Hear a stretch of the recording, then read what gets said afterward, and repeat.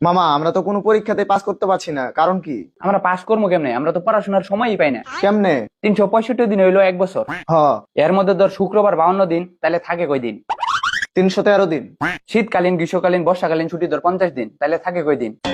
263 দিন। দৈনিক 8 ঘন্টা করে ঘুমাইলেও বছর 122 দিন ঘুমানো হয়, তাহলে থাকে কয় দিন? 141 দিন। দৈনিক যদি তুই 1 ঘন্টা করে খেলাধুলার পিছনে সময় দেস, তারপরে বছরে 15 দিন চলে যায়। বাকি থাকলো 126 দিন। দৈনিক 2 ঘন্টা করে যদি খাওয়া দাওয়া গোসলের পিছনে ব্যয় করি, তারপরে বছরে 30 দিন চলে যায়। বাকি থাকলো আর 96 দিন। দৈনিক লিস্ট তো 1 ঘন্টা করে আমাদের কথাবার্তার পিছনে খরচ হয়। তার মানে আবার 15 দিন, তাইলে থাকে 81 দিন। এর মধ্যে আমরা পরীক্ষা দিই 35 দিন, তাহলে থাকে কয় দিন? 46 দিন। এই 46 দিনের মধ্যে আবার বিভিন্ন ফেস্টিভ্যাল, উৎসব টুৎসব, এগুলো ধর 40 দিন। তাইলে তো মাত্র 6 দিন থাকে। এই 6 দিনের মধ্যে হয়তো তুই 3 দিন অসুস্থ থাকবি, তাহলে থাকে কয় দিন? বাকি থাকলো মাত্র 3 দিন। 3 দিনও থাকে না। তুই কি বছরে 2 বারও কোথাও ঘুরতে যাবি না? ধর 2 দিন ঘুরতে গেলি তুই। ছি, তাহলে তো মাত্র একদিন থাকে। হ্যাঁ, একদিন থাকে, তোর জন্মদিন। ਬਿੱਲੋ ਬੱਗੇ ਬਿੱਲਿਆਂ ਦਾ ਕੀ ਕਰੇਂਗੀ